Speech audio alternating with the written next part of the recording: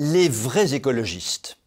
les écologistes du réel, les écologistes qui ne sont pas empêtrés dans un gaucho-marxisme destructeur de l'humanité, les écologistes qui veulent simplement que l'être humain soit au cœur de leurs préoccupations et non une planète abstraite qu'il faudrait sauver, tous les vrais écologistes se sont réjouis, il y a quelques semaines, de ce que l'Union européenne, pour une fois raisonnable, ait classifié l'énergie nucléaire dans la catégorie des énergies vertes. Pour tous ceux qui connaissent un peu le dossier, cette classification était une évidence. Mais pour tous ceux qui savent que l'Union européenne est gangrénée par l'idéologie gauchiste dans ce qu'il y a de pire, cette décision résonna comme une victoire. Enfin, l'énergie la plus écologique pouvait connaître un nouveau développement extraordinairement prometteur pour l'avenir.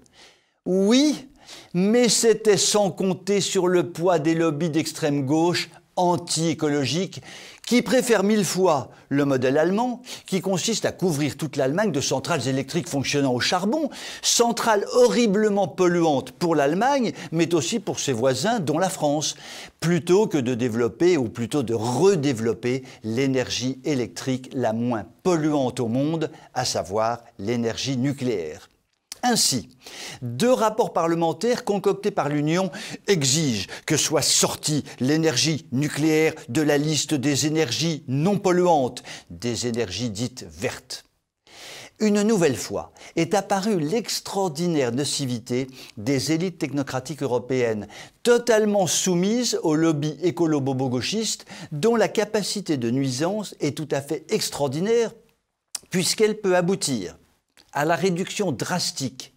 voire même à la destruction totale du fleuron industriel français qu'est l'industrie nucléaire, que le monde entier nous a envié avant qu'elle commence à être démantelée sous les coups de boutoir d'idéologues écolo-marxisants.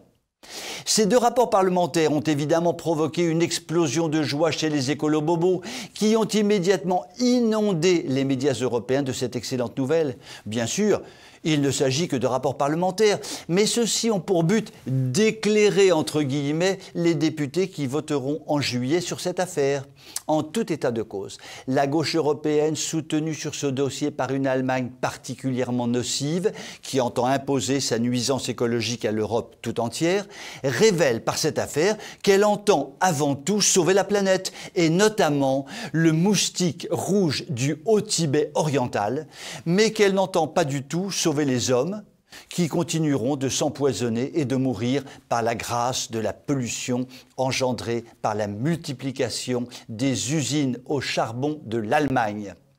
Comme le dit souvent mon voisin de palier quand il est très énervé, « Bravo les mectons, vous êtes des kings !» Je vous souhaite une très bonne soirée.